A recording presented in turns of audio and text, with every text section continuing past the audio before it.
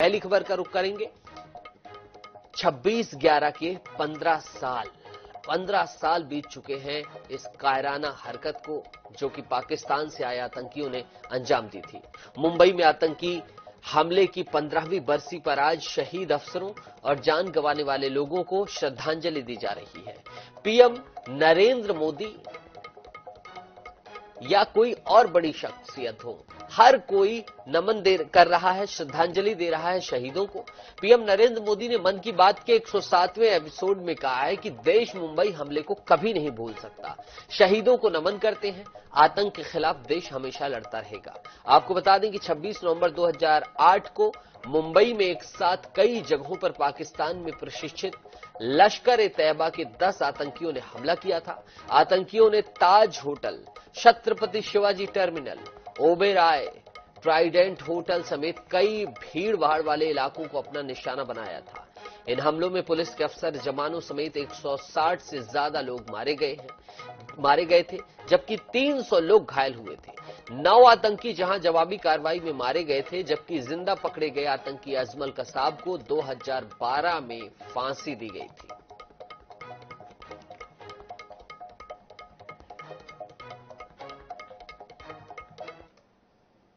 आज के ही दिन देश पर सबसे जघन्य आतंकी हमला हुआ था।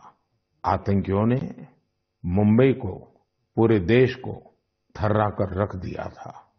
लेकिन ये भारत का सामर्थ्य है कि हम उस हमले से उबरे और अब पूरे हौसले के साथ आतंक को कुचल भी रहे हैं। मुंबई हमले में अपना जीवन गंवाने वाले सभी लोगों को मैं श्रद्धांजलि देता हूं। इस हमले में हमारे जो जांबाज वीरगति को प्राप्त हुए, देश आज उन्हें याद कर रहा है।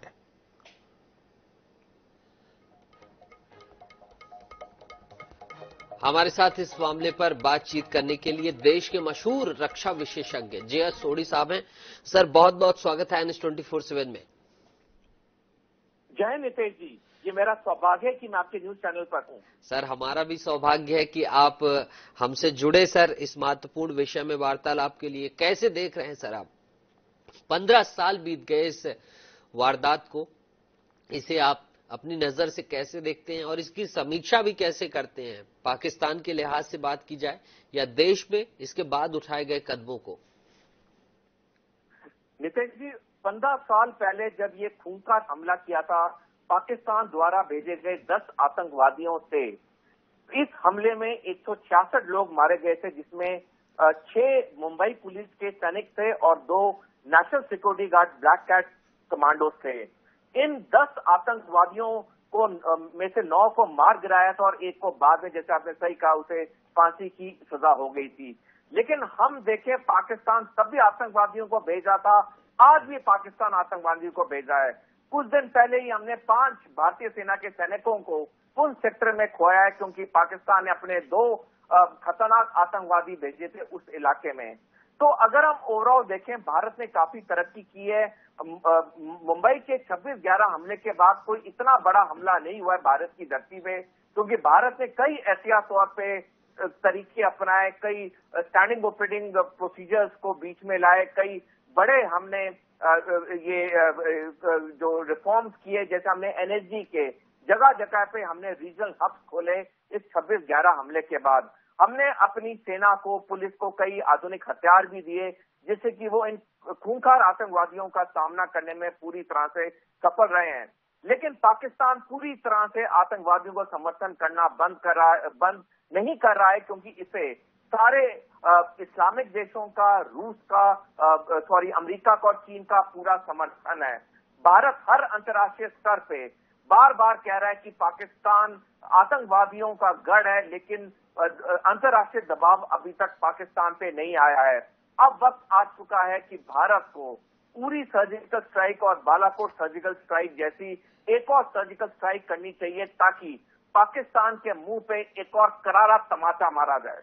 ठीक है सर। सोढ़ी साहब, एक चीज और, इंटरनल सिक्योरिटी के मैटर से एक्सटर्नल सिक्योरिटी के लिहाज से आप जैसा विशेषज्ञ जुड़ा है, तो ये सवाल बनता है, मुंबई हमले के बाद पेट्रोलिंग स्क्वाड, पेट्रोलिंग के लिए बोट्स तैनात की गई थी, ऑक्शन किया गया था, 32 बोट लगभग खरीदी गई थी। अभी कुछ ही दिन पहले ये विषय बहुत सुर्खियों में रहा कि जो पेट्रोलिंग के लिए 32 या 35 जो बोट्स ली गई थी, उनमें से 4 6 8 ही काम कर रही हैं।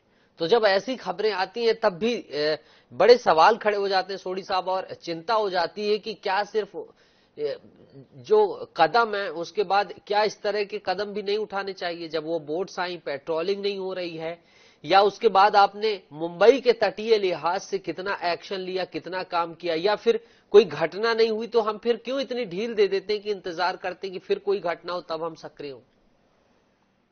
नितिन जी, मैं आपकी बात से बिल्कुल सहमत हूं। मैंने भी ये मीडिया खबर पढ़ी है जिसमें कई जो ये समुद्री बोट खरीदी गई थी उसमें सिर्फ 6 या 8 फंक्शनल है। ये एक बहुत ही गहरी चिंता का विषय है और जो भी लोग इसके लिए जिम्मेवार हैं उन पे कड़ी कार्रवाई होनी चाहिए, क्योंकि अगर हम 1 सेकंड के लिए भी अपना हम चौकसी कम करते हैं, दुश्मन या आतंकवादी उसका पूरा फायदा उठाते हैं। हमने देखा 7 अक्टूबर को क्या हुआ, इजरायली डिफेंस फोर्सेस ने थोड़े समय के लिए लापरवाही बरती और वहां पे खून की नदियां बह गई।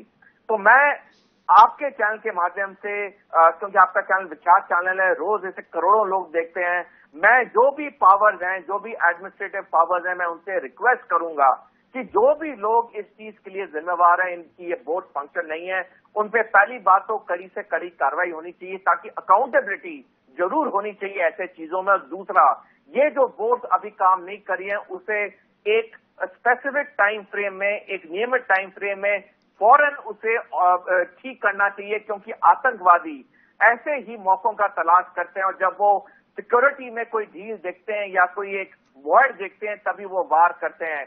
तो ये देश की सुरक्षा का सवाल है, हमें ये बोट को तुरंत ठीक करना चाहिए और इंश्योर करना चाहिए कि आगे से ऐसी चीजें ना हो।